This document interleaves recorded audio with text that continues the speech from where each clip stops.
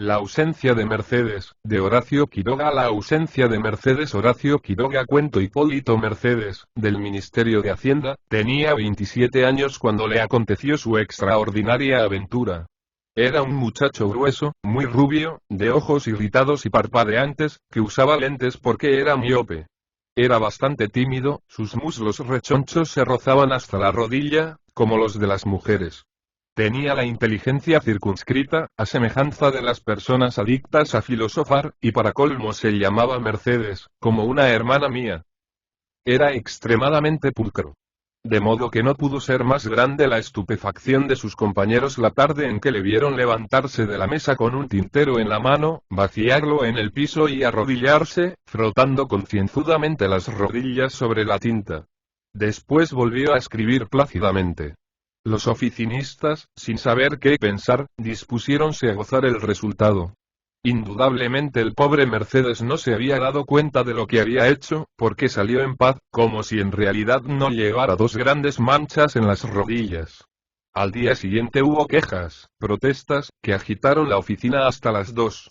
Mercedes llegó a proferir palabras bastante groseras, a las que sus compañeros replicaron que cuando se sufre distracciones más bien estúpidas, es inútil acusar a nadie y mucho menos levantar la voz. Mercedes quedó muy preocupado de sí mismo. Esa tarde salió solo. Al tomar la vereda de Victoria, leyó distraído en los vidrios. Miguel Mianovich líneas a Bahía Blanca y siguió adelante, deletreando mentalmente. Mianovich, y al llegar a la última sílaba se acordó, de un modo tan nítido como inesperado, de un par de botines con puntera de bronce que había tenido en Chivilcoy cuando era chico, y que le habían durado 7 meses. Entró en un bar, pidió café, llevó la taza a los labios, y al dejarla en el plato se encontró en Callao y Santa Fe. Posiblemente caminaba. Pero su sorpresa fue tan grande que quedó parado. Su segunda sorpresa fue que, al evocar el bar del que acababa de salir, tuvo la impresión de un recuerdo vago, difícil, lejano, de esos que obligan a cerrar los ojos contrayendo el ceño. Era tal su estupefacción que no sabía cómo comenzar a dilucidar eso. Se dirigió a su casa, completamente aturdido. De pronto, con un escalofrío, vio el sol en los balcones. Era más temprano que cuando había tomado el café. Y con un nuevo chucho, esta vez de frío y espantada confusión, notó que era invierno.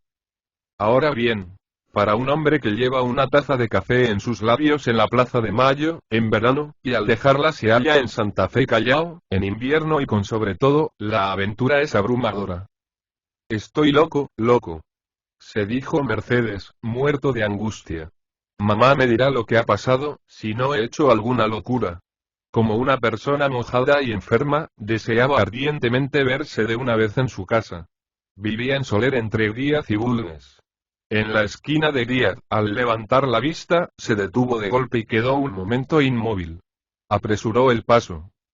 Esa casa no estaba antes. Antes. ¿Y cuándo? Y llegó por fin.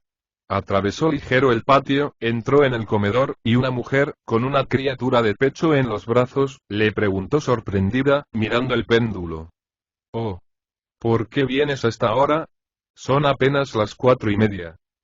Mercedes ahogó una exclamación y dio torpemente un paso atrás, cogiendo de nuevo el picaporte.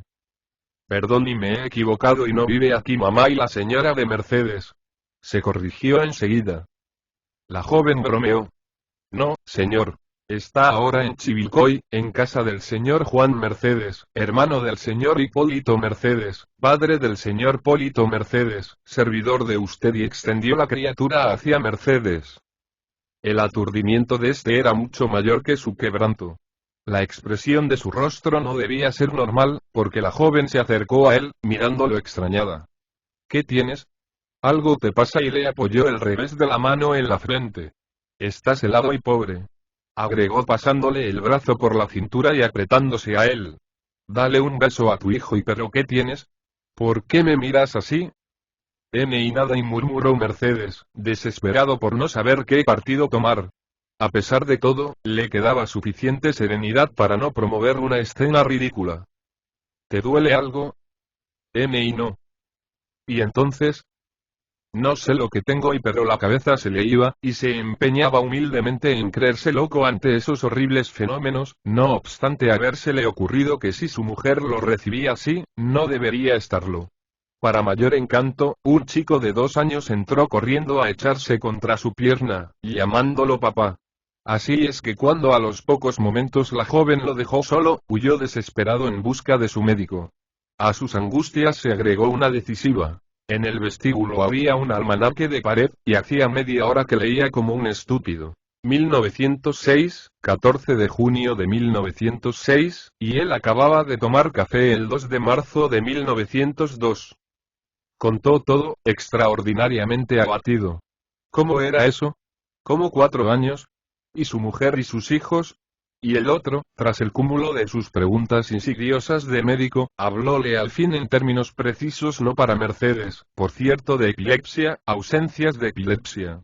Parece ser que en el momento en que Mercedes iba a dejar la taza de café, adquirió de golpe una como especie de otra personalidad, que se casó, tuvo 2 hijos y continuó haciendo en un todo lo que hacía siempre Mercedes. Hasta que un buen día, en Callao y Santa Fe, volvió bruscamente a ser el primer individuo, reanudando su vida y recuerdos donde los había dejado, y sin acordarse en lo más mínimo de lo que había hecho en esos 4 años.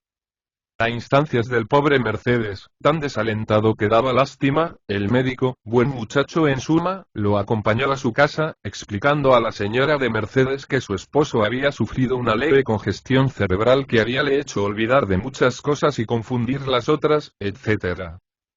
Un momento antes, Mercedes no había dejado de darle a entender, con gran susto de Felipe, un posible divorcio si se detuvo hipócritamente, recordando con discreto pregusto, como le convenía, el bello rostro de su pasada y futura mujer. Pero las cosas no deberían haber ido precisamente mal, porque 10 días después, cuando su médico le pidió nuevas de su fresco estado, Mercedes lo miró extremadamente satisfecho, tanto que a la indiscreta sonrisa del otro, concluyó por ponerse colorado. Simba es un proyecto gratuito de promoción de la lectura. Ayúdanos a que nuestros libros lleguen a más gente compartiendo lecturas en las redes sociales. Si puedes y quieres, también puedes hacer una donación para mantener el proyecto y posibilitar que nuestra biblioteca siga creciendo.